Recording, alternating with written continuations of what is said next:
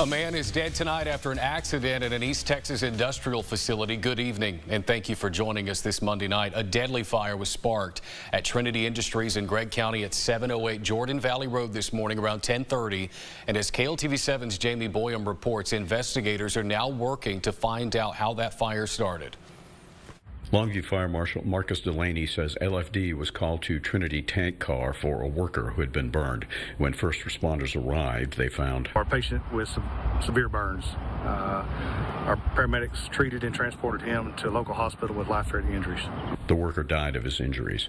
Longview Fire Special Operations were called in. The tank car itself became part of the danger. Before investigators could even enter, they had to make sure it was safe. Part of the investigation led us into a tank car, which is a confined space.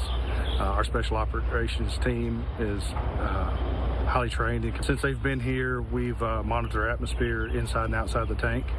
We've ventilated inside the tank with fresh air and monitored again before our guys have gone in.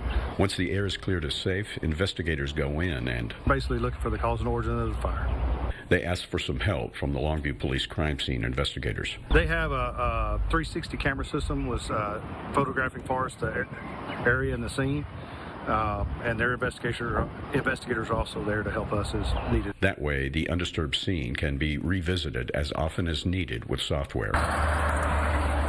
For anyone who works in industrial East Texas, tonight is a reminder of the dangers.